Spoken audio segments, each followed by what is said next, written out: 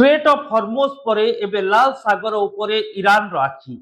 America एवं Iran रो युद्ध भयावह हेउतबा बेले एबे लाल सागर को अख्तियार को नहीं सामुद्रिक यातायात एक रकम ठप कर देबा पई योजना करुछि ईरान। आ दर्शक बंधु जदि एही लाल सागर सामुद्रिक पथ बंद हो जाए तेबे यूरोप एवं एशिया भितरे यातायात एक प्रकार ठप हो जिवो। फल विश्वर अर्थनीति वाणिज्य भली विभिन्न दिग प्रभावित होबार आशंका देखा देइछि। नमस्कार, न्यूज रूम को स्वागत करुछि मु अभिन्न आशुतोष। अमेरिका एवं ईरान रो युद्ध दिन को दिन भयभीत हेउछि। एहारि भितरे शांति चुक्ति बातिल हेबा परे अमेरिका ईरान उपरे चतुर्थ दिन रे निजर आक्रमण जारी रखिछि।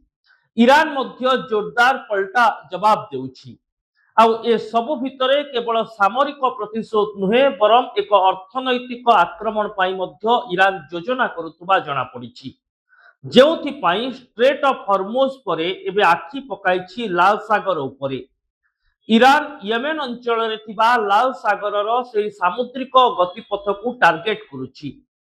खूब शीघ्र यह सामुद्रिक गतिपथ को यातायात मार्ग को बंद कर दे ईरान पूरा विश्व को हुलस्थुल करि पारे।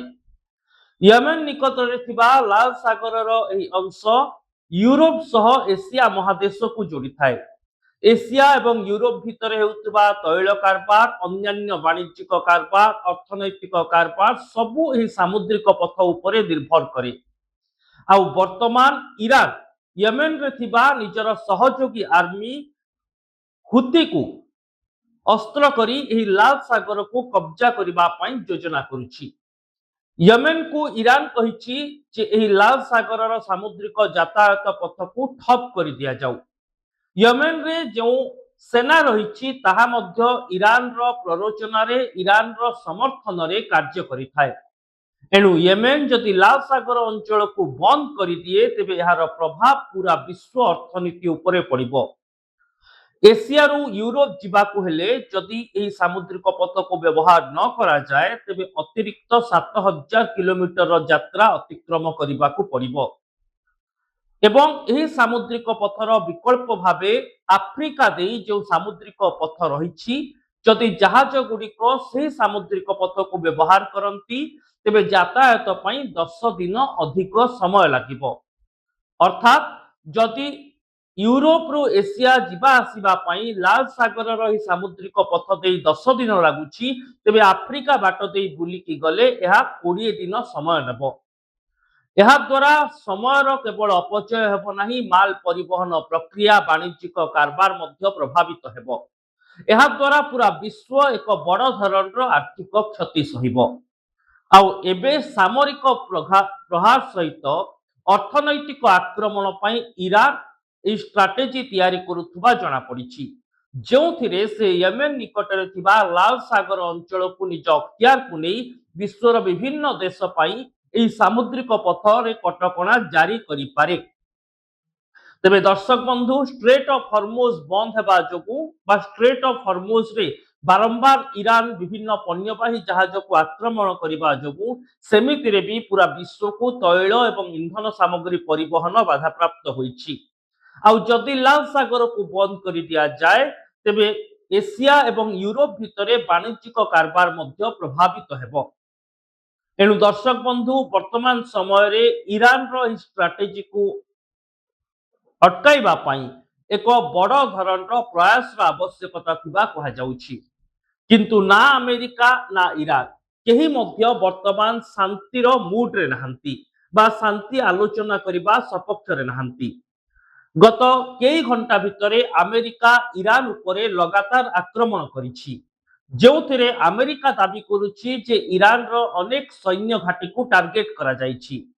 किंतु दर्शक बंधु ईरान रो कहबा कथा हेउछि अमेरिका युद्धर नियम को उल्लंघन करिछि एवं अमेरिका ईरान रो मानव संबल भित्तिभूमि अर्थात जनबसती अंचल, विभिन्न सेतु बा पोल, विभिन्न रेल स्टेशन एवं साधारण लोकों पई व्यवहार उपयोगी अनेक स्थान को आक्रमण रे उड़ाई देइछि।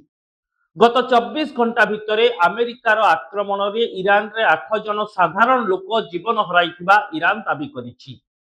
अवश्य ईरान रो दाबी उपरे कोनोसी प्रकार प्रतिक्रिया रखी नाही अमेरिका, किंतु अमेरिका गत 24 घंटा भितरे समुद्र रे मुतयन होइथिबा विभिन्न जहाजरू निजर युद्ध विमान गुड़िकर उड़ान भरिबा सहित ईरान को टार्गेट करिथिबा जଣା पड़िछि एवं एही टार्गेट केवल आकाश मार्गरू होइछि ताहा नुहे विभिन्न सामुद्रिक युद्ध जहाज जरिया रे मध्य ईरान को टार्गेट करा जाइछि आउ ईरान मध्य अमेरिका को पाल्टा जवाब दे जर्डान अंचल रे थिबा अमेरिकार सैन्य घाटी गुडी को टार्गेट करुछि केवल जर्डान नुहे मध्यप्राच्यर अन्य जो सब देश रे अमेरिकार सैन्य घाटी बा सामरिक शिविर अछि से सब स्थान को मध्य आक्रमण रे उड़ाई देउछि ईरान एणु पूर्व थरर युद्ध बा शांति चुक्ति हेबा पूर्वरु जो युद्ध होइतिला तार प्रभाव वर्तमान रो युद्ध ठारू आहुरी कम बोली मने करा जाउछि अर्थात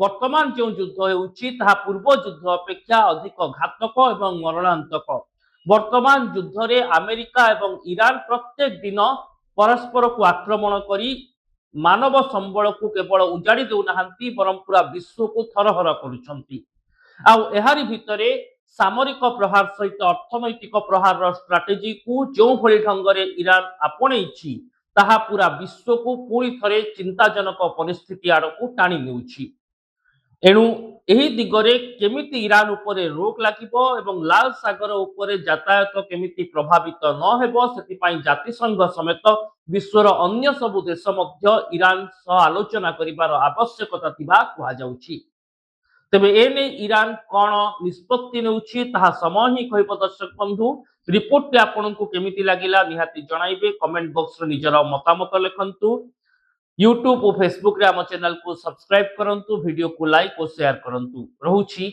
नमस्कार।